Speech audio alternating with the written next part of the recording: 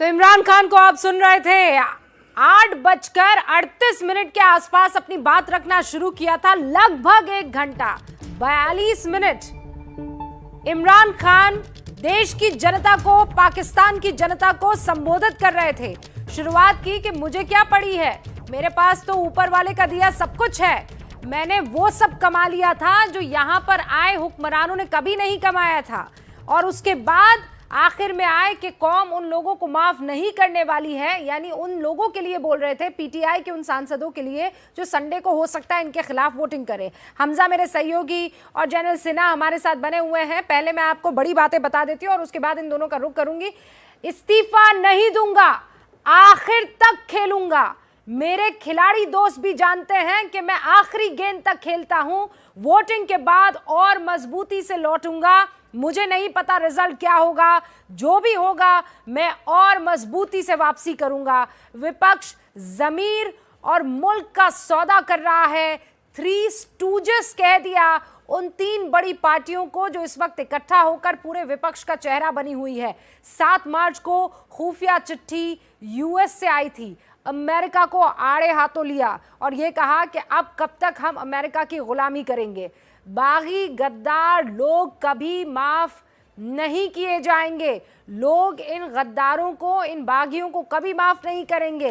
ये वो तमाम बड़ी बातें जो लगभग 42 मिनट के स्पीच में इमरान खान ने कही है। लेकिन ऐसा कुछ भी नहीं कि नया, ऐसी कोई बात नहीं कि ऐसा लगे कि इमरान खान ने बम फोड़ दिया और बड़ी बात कह दी। हमजा से मैं शुरुआत करूंगी, मेरे सहयोगी इस्लामाबाद से हमारे साथ जुड़ चुके हैं। हमजा, 42 मिनट में मैं गिनती रही, वो मोमेंट उसका इंतजार करती रही कि अब ऐसा कुछ खुलासा करेंगे कि लोग इनकी तरफ। पर ये तो बड़ा भावुक स्पीच था। मतलब वो होता है ना, एक हीरो है, उसको गोली लग गई है और बस वो अपनी आखिरी सांसें गिन रहा है और एक इमोशनल स्पीच देता है। बिल्कुल ऐसा इमरान खान करते हुए नजर आए। एक बार स्पीच सुना देते हमजा, फिर मैं आती हूँ आपके पास दोबारा। इमरान, मुझे लोगों ने, किसी ने कहा जी वो इमरान खान आप रिजाइन कर दें। मैं रिजाइन कर दूं? मैं, जो मेरे साथ क्रिकेट खेलते थे, वो सारी दुनिया 20 साल जो मैं खेली है, आखिरी गेंद तक मैं मुकाबला करता हूं। मैं कभी हार जिंदगी में नहीं मानी।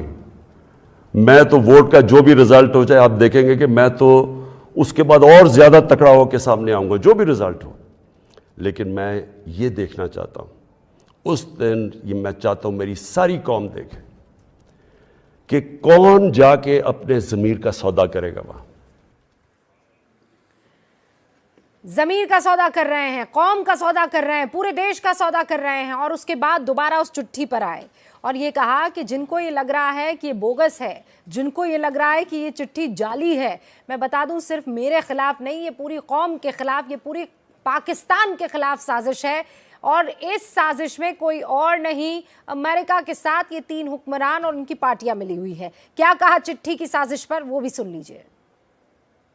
8 मार्च को या उससे पहले 7 मार्च को हमें एक अमेरिका ने, एक बाहर से मुल्क ने, मैं नाम मतलब मेरा कि किसी और बाहर से मुल्क से हमें मैसेज आती है।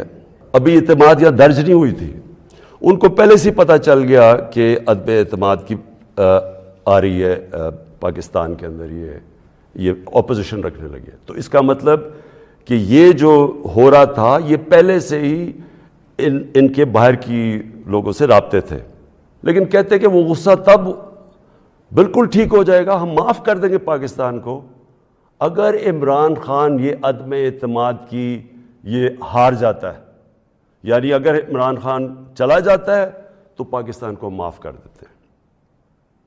लेकिन अगर ये इमरान खान के खिलाफ फेल हो जाती है तो फिर पाकिस्तान को एक मुश्किल वक्त का सामना करना पड़ेगा। ये ऑफिशियल डॉक्यूमेंट है जो गवर्नमेंट ऑफ पाकिस्तान को, हमारे रिप्रेजेंटेटिव एम्बेसडर को नोट्स ले रहे थे लोग, जिसमें ये कहा गया, और ये कहा बेसिकली ये कहा गया कि अगर इमरान खान रहता है वजीर आज़म तो हम आपके साथ हमारे आप ताल्लुकात भी खराब हो जाएंगे और आपको मुश्किलों का सामना करना पड़ेगा। तो मेरा सबसे अपनी कौम से आज ये सवाल है कि क्या ये हमारी हैसियत है? 22 करोड़ के हम कौम हैं कि हमें एक कोई बाहर का मुल्क, और कोई वजह भी नहीं बता रहा, कोई इसमें कोई वजह नहीं, बस ये कोई एक चीज़ बता दी कि जी वो इमरान खान ने अकेला को फ़ैसला किया है रूस जाने का। हालांकि जब रशिया जाने का फ़ैसला था, इसके अंदर हमारी सारी फ़ॉरेन ऑफिस की पूरी मुशावरत थी, हमारी सारी अस्करी क़यादत की मुशावरत पूरी थी। मैंने बल्कि फ़ॉरेन सेक्रेटरीज़ को इसी कमरे में बुलाया जो पुराने रिटायर्ड थे, उनसे हम मुशावरत करके गए। लेकिन इसके अंदर लिखा हुआ है कि नहीं, सिर्फ वो हमारा एम्बेसडर उनको बता रहा है कि नहीं ये मुशावरत से, उसने कहा नहीं ये सिर्फ इमरान खान की वजह से गया। और फिर उन्होंने ये जो बाकी लिखा कि अगर जब तक वो है तो हमारे ताल्लुकात अच्छे नहीं हो सकते। अब मेरा सवाल ये है कि वो असल में ये कह रहे हैं कि ये जब जाएगा तो जो बाकी जो आएंगे वापस, जो दूसरे इमरान खान की जगह आएंगे, उनसे हमें कोई मसला नहीं है। करीब 42 मिनट का भाषण 22 करोड़ की अपनी जनता के सामने पाकिस्तान में रखा। वो भाषण बड़ा इमोशनल था, बिल्कुल ऐसा जैसे एक हीरो बस अपनी अंतिम सांस लेने वाला है, गोली वोली लग गई है और वो जाने से पहले दुनिया जहान की इमोशनल बातें करके जाता है। और ये जाने जैसा ही लगा, क्योंकि इमरान खान ये कह रहे थे कि जिस भी तरह का फैसला होगा या जिस भी तरह की संडे को वोटिंग होगी, मैं आऊंगा और ज्यादा मजबूती के साथ आऊंगा। इमरान के संबोधन के बाद ये बड़े 5 सवाल खड़े होते, वो आपके सामने रखती हूँ। सवाल ये कि क्या रूस जाना इमरान खान को महंगा पड़ गया? ये बड़ा महत्वपूर्ण है। क्या अगले चुनाव की तैयारी कर रहे हैं? भाषण बिल्कुल ऐसा ही लग रहा था, लेकिन ये सवाल है क्या बतौर पीएम इमरान का ये आखिरी भाषण है? और 5वां सवाल ये कि क्या चीन से संदेश के बाद अमेरिका का नाम लिया और अमेरिका को आड़े हाथ लेने की कोशिश की है? फिर बता दूं, जनरल सिन्हा हमारे साथ बने हुए हैं और हमजा मेरे सहयोगी जुड़े हुए हैं इस्लामाबाद से। हमजा, पहले आपका रुख करियो and then also Pranay Upadhyay और आशीष भी आपको स्क्रीन पर दिखाई दे रहे हैं। हमजा, शुरुआत आपसे करना चाहती हूँ। और उमर अल्ताफ भी सहाफ़ी है, पाकिस्तान से हमारे साथ जुड़ चुके हैं। उमर साहब, आपका भी बहुत बहुत स्वागत है। पहले हमजा, हाँ, 42 मिनट का भाषण क्या लगा आपको? हमजा, देखिए, मुझे ऐसा लगा कि इमरान खान का कनेक्शन में कुछ प्रॉब्लम आ रही है। उमर भाई, दोबारा आप सवाल रिपीट करती हैं अपना? हाँ, मैं ये कह रही हूँ कि ये जो भाषण दिया इमरान खान ने, आप कितना इम्प्रेस हुए? नहीं, मैं कुछ ज्यादा इम्प्रेस तो नहीं हुआ, मगर उन्होंने एक अपनी बात तो की है। और अब देखें पब्लिक को वो किस हद तक वो इस पे उनकी बात पे यकीन रखते हैं। क्योंकि देखिए, इमरान खान ने अपना फ्यूचर भी तो तय करना है। वजीर आजम की कुर्सी से हटने के बाद भी तो उन्होंने सियासत करनी है। तो वो उन्होंने अपने आप को मेंटली प्रिपेयर कर लिया है कि वो अब 3 अप्रैल के बाद वजीर आजम नहीं रहेंगे। तो उन्होंने चुनाव भी लड़ने हैं और वो उसके लिए ग्राउंड और नैरेटिव तैयार कर रहे हैं कि चोर डाकू, जिनको ऑपोजिशन पार्टीज को वो चोर डाकू कहते हैं, अब उनको साथ गद्दार भी कहेंगे वो, कि उन्होंने चोर डाकू और गद्दार ने मिलकर सारों ने उनकी हुकूमत को गिरा दिया और उनको अपना एजेंडा मुकम्मल नहीं करने दिया। तो वो इस बात पे उम्मीद करेंगे कि लोग जो हैं उनकी बात ये माने और 3 से 6 महीने में जब भी चुनाव होता है वो उनका नैरेटिव मानकर उनको दोबारा वोट देकर दोबारा। सारे सवालों का जवाब तो आपने उमर भाई दे दिया है जो हम पूछ रहे हैं कि इस भाषण के माने क्या है। एक सवाल का जवाब और दे दीजिए। ये आज जो अमेरिका का उन्होंने नाम लिया और उसके बाद फिर लगा भी कह रहे गलती से नाम बोल गया, मुझे तो सिर्फ एक मुल्क कहना था, ये जानबूझकर था। और जिस तरीके से कल चीन खड़ा हो गया इमरान खान के साथ कि हम आपके साथ हैं, no matter what, no terms and conditions apply, तो मुझे ये बताइए कि ये चीन के कहने पर इमरान अमेरिका को आड़े हाथों ले रहे हैं? क्लियर है? नहीं, ऐसी बात नहीं है और ऐसा करना भी नहीं चाहिए। पाकिस्तान को बड़ा बैलेंस्ड रिलेशनशिप होना चाहिए चाइना के साथ भी और अमेरिका के साथ भी। उमर साहब, रोक रही हूं, एक बड़ी खबर आ गई है और खबर यह है कि चीन के विदेश मंत्रालय ने पाकिस्तान पर बयान जारी किया है। पाकिस्तान को हर हाल में चीन का समर्थन जारी है। शाह महमूद कुरैशी से बातचीत के बाद ये चीन की तरफ से सीधे तौर पर बयान आ गया है कि हम पाकिस्तान के साथ खड़े हुए हैं और इसी का जिक्र कर रही थी कि no terms and condition applied. Pranay का रुख कर लेते हैं और उसके बाद जनरल सिन्हा आपका रुख करूंगी। प्रणय, पूरी खबर। बिल्कुल रूबिका, ये जो खबर आप देख रही हैं ये पाकिस्तान के विदेश मंत्री शाह महमूद कुरैशी और चीन के विदेश मंत्री वांग यी की मुलाकात के बाद जो बयान जारी किया गया उसमें नीचे तीसरे पैराग्राफ के अंदर ये लाइंस काफ़ी प्रोमिनेंटली मेंशन की गई है कि पाकिस्तान की टेरिटोरियल इंटीग्रिटी, उसके वजूद, उसकी हिफाजत के लिए एक रॉक सॉलिड सपोर्ट की तरह चीन हमेशा खड़ा था, खड़ा है और खड़ा रहेगा। ऐसे समय में जबकि ये कयास लगाए जा रहे हैं, जिस तरीके से चीन में जाकर शाह महमूद कुरैशी ये बात करते हैं, शाह महमूद कुरैशी इस्लामाबाद में ये कहते हैं कि विदेशों से साजिश हो रही है, वो चीन जाते हैं। इस मुलाकात के बीच में चीन की तरफ से इस तरीके का बयान आना निश्चित रूप से ये अंतर्राष्ट्रीय राजनीति के एक पैंतरे के तौर पर भी देखा जा रहा है और इसी के आधार पर शायद वो ताकत है कि इमरान खान चिट्ठी लहराकर जो दिखा रहे हैं वो दरअसल उनका विक्टिम कार्ड है और उसी विक्टिम कार्ड के सहारे वो जनता की अदालत में, क्योंकि वो संसद की इबारत के अंदर, संसद के उस अंक गणित में तो फिलहाल चूकते नजर आ रहे हैं क्योंकि वो गणित उनके साथ नहीं है, लेकिन वो जनता की अदालत में इस पूरे मामले को ले जाना चाहते हैं क्योंकि वो ये अच्छे से जानते हैं कि ये आगे का रास्ता मुश्किल है। वार्म अप भाषण था ये, वो जैसे अपने अपने असल खेल के लिए जाते थे और वार्म अप करते थे अपने आप को, वैसा ही कुछ लग रहा है। जनरल सिन्हा, प्रणय जो कह रहे हैं, मैं उसी चीन का जिक्र कर रही थी। उमर साहब कह रहे हैं नहीं चीन का कोई लेना देना नहीं है, लेकिन ये तो क्लियरली दिख रहा है। देखिए रूबिका जी, जो बहुत बड़ी चीज़ जो इसमें आप देखेंगे पूरे भाषण के अंदर में, मेरे ख्याल से पाकिस्तान को इतना बड़ा धक्का दे के जाना और इमरान खान वही नॉविस तरीके से कर रहे हैं और ये धक्का इमरान खान रहे ना रहे वो तो जाना तय है मेरे ख्याल से, लगता है उनकी बातों से, उनके भाषण से। जो सबसे बड़ी बात वो जो कह गए और जो कर गए और उसका विश्लेषण बहुत होगा, वो कहते हैं कि यदि मैं निकल गया तो अमेरिका माफ़ करने के लिए तैयार है, पाकिस्तान को माफ़ करने के लिए पूरा तैयार है। देखिए इसके पहले क्या किया था, जब उसको जो बाइडेन साहब ने बुलाया कि आप आइए एक डेमोक्रेसी समिट में अटेंड करें, मौका दिया था, तो चाइना को नहीं बुलाया गया था, तो इमरान खान साहब ने कहा हम नहीं जाएंगे और नहीं अटेंड किया उन्होंने समिट। फौज कहती रही आप जाइए क्योंकि बैलेंस एक्ट करके चलना है, मगर उस समय भी डिफेंस हुआ था।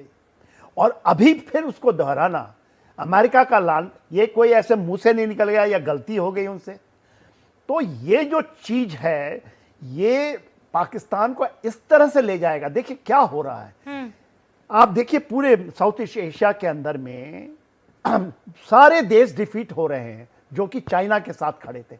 श्रीलंका में देखिए किस तरह से चीजें बदल रही हैं, नेपाल बदल गया। मास्टर स्ट्रोक नहीं है ये, नहीं मैं कह रही हूँ, हमने मास्टर स्ट्रोक मेरे शो में जिसमें हम अभी चर्चा कर रहे हैं उसमें बकायदा बताया था कि कैसे श्रीलंका 3000 किलोमीटर दूर पाकिस्तान से वहां पर आज वो ऐसा कर्ज में डूबा हुआ है कि लोग मर रहे हैं कतारों में सिर्फ अपना राशन खरीदने के लिए। रूबिका, नेक्स्ट 2 इयर्स $52 बिलियन देने हैं चाइना को इन्होंने, और कहां से लाएंगे पैसा ये, कौन देगा इनको जकात? सऊदी अरेबिया बोल दिया नो, यूएई बोल दिया नो। ये लाए थे ओआईसी को, और ओआईसी को जो वांग यी ने केवल भाषण दिया कि आप अपना तालमेल बैठाइए।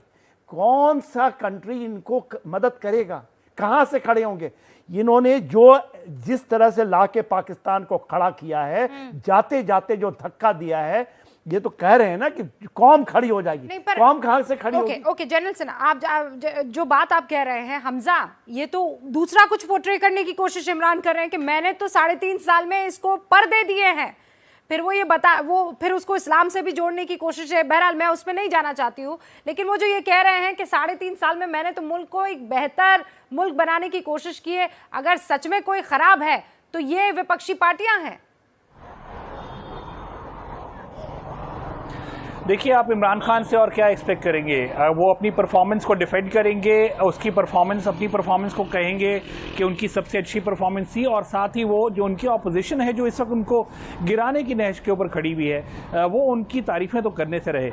इमरान खान ने जो एक बात की, जो आपने पहले सवाल किया था कि उनकी स्पीच को लेके, ये 27 मार्च की स्पीच दोबारा कर दी गई और उन्होंने इसके अंदर जो कुछ चीज़ें खास कुछ ऐड की वो कोई इतनी इंपॉर्टेंट थी नहीं, लेकिन उन्होंने एक चीज़ ज़रूर कही देखिए, मैं इस वक्त खड़ा हूँ डी चौक पे, मेरे पीछे पार्लियामेंट है जहाँ पीएम हाउस है इस्लामाबाद में, अभी वहाँ बैठे हुए हैं इमरान खान।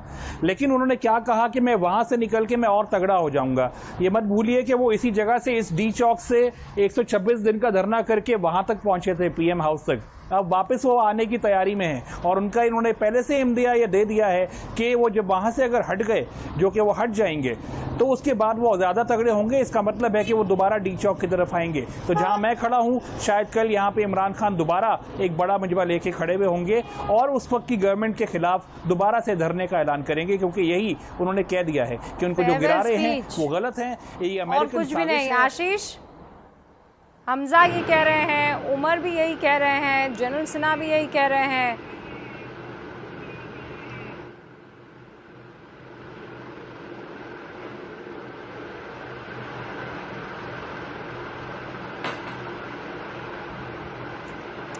आशीष, मेरी आवाज आ रही है आप तक? जी रुबिका, जी बिल्कुल। देखें, इमरान खान की स्पीच को रुबिका मैं ऐसे देखता हूं कि इसमें बड़ा दिलचस्प, एक तो सबसे बड़ी बात देखिए, डिप्लोमेटिक तौर पर अमेरिका का नाम ले लेना। मैं इमरान खान से मिला हूं रुबिका, एंड मैं थोड़ी बहुत उनकी शख्सियत को समझता हूं। जो दिल में है वो जबान पे आ जाता है। उनकी फ्लैम्बॉयंस, मुझे लगता है इसकी वजह से उन्होंने इस बात को एकदम ठान लिया था कि अमेरिका का नाम तो मैं लूंगा। मैं बिल्कुल आपको स्पष्ट बता दूं, फिर से दोहरा देता हूं, हम लगातार इस बात को रुबिका दिखा रहे हैं कि उनसे ये कहा गया था कि अमेरिका का नाम लेना ठीक नहीं होगा, लेकिन उसके बावजूद उन्होंने नाम लिया। इसके बड़े डिप्लोमेटिक फॉल आउट हो सकते हैं, उसके बावजूद उन्होंने ये कहा है। देखिए, मुझे ये स्पीच, रुबिका आपने भी सुना इस पूरे स्पीच को, मुझे एक तरह से ये फेयरवेल स्पीच लगती है। इसमें एडमिशन है सबसे बड़ी बात। वो खुद कह रहे हैं कि उन गद्दारों को चिन्हित करना, वो ये बात मान के चल रहे हैं अब वो सरकार में उनकी ये सरकार बचेगी नहीं। और इसी वजह से इसको जानते हुए ये कहना कि मैं आवाम को चाहता हूं कि वो इस बात को समझे, इन गद्दारों को पहचाने, ये बिल्कुल स्पष्ट कर देता है कि वो जानते हैं कि उनकी सरकार अब फ्लोर ऑफ द हाउस पे 3 तारीख को बचेगी नहीं और वो अगले टूर्नामेंट की तैयारी कर रहे हैं। वो चाहते हैं कि अगले चुनाव में दोबारा से उनको इस विक्टिम कार्ड का फायदा मिले और सभी लोग, आवाम एक बार फिर से उनका समर्थन करें अगले चुनाव के लिए। लेकिन ये किस हद तक हो पाएगा इसको भी हम कह नहीं सकते। एक बड़ा क्रूशियल चीज मैं शॉर्टली और आपको याद दिला दूं रुबिका, कि अमेरिका में बाइडेन एडमिनिस्ट्रेशन, जो बाइडेन जब से राष्ट्रपति के पद पर आए हैं, आज तक उन्होंने इमरान खान से बात नहीं की है। तो मुझे लगता है कि ये तलखी भी इस उनके आज एड्रेस टू नेशन में बिल्कुल साफ वो ये कह रहे हैं कि हम कब तक गुलाम पसंद मुल्क बने रहेंगे, हमें नहीं करनी है किसी की। वो संबोधन कुछ ऐसा था कि मैं तो जा रहा हूँ, अब मैं दोबारा इलेक्शन लड़ने की तैयारी कर रहा हूँ। ये उनका लहजा था। भाषण में ये बातें उन्होंने भले ही खुलकर ना कही हो, लेकिन शुरुआत उन्होंने पाकिस्तान के जन्म से की कि मुझसे बस 5 साल बड़ा है पाकिस्तान। 3 तारीख को पता लग जाएगा कि इमरान की एग्जिट है या फिर वो एग्जिस्ट करने वाले हैं। आप सभी का बहुत बहुत शुक्रिया मास्टर स्ट्रोक में हमारे साथ जुड़ने के लिए। आप देखते रहिए एबीपी न्यूज़।